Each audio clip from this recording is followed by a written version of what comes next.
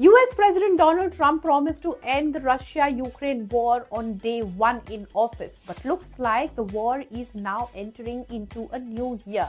2026. European nations have pledged a massive $90 billion loan to Ukraine backed by profits from seized Russian central bank reserves, but stopped short of directly tapping the principal, leaving billions on the table and fueling debate on legal, economic, and geopolitical risks. At the Brussels summit, EU leaders alongside the UK, Canada, and others finalized the loan to President Volodymyr Zelensky, providing critical financial oxygen as Ukraine faces battlefield strains and winter hardships.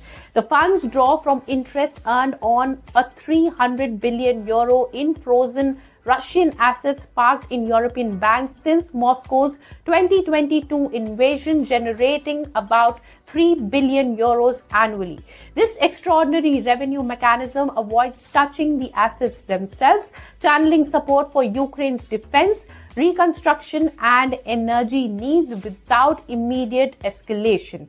Yet G7 coordination ensures unified action, with the US under President Trump pushing for a ceasefire amid his administration's review of commitments.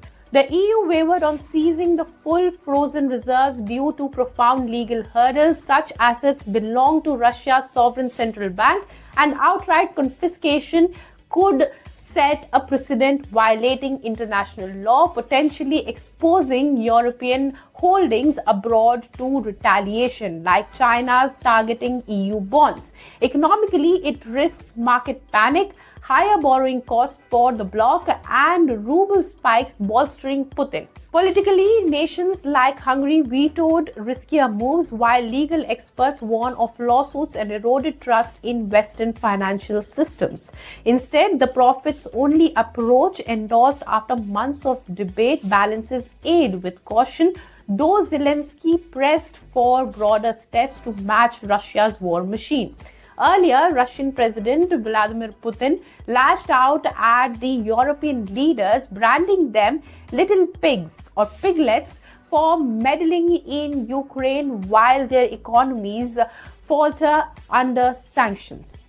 Speaking at a defense forum, he vowed to achieve Russia's goal: full control over annexed territories like Donbas, Crimea, and beyond through diplomacy if possible, but military force if needed, dismissing the West as weak and divided. Putin warned that arming Ukraine prolongs suffering, promised no let-up in 2026 offensives, and mocked NATO's resolve, tying it to his broader narrative of a multipolar world where Europe covers before US influence. Zelensky had earlier cautioned that Russia is gearing up for a new year of war in 2026, amassing troops, drones, and missiles for intensified assaults, undeterred by aid packages. He highlighted Putin's remarks as a proof of Moscow's rejection of peace, urging faster Western weapons deliveries like long-range missiles and air defenses to blunt advances.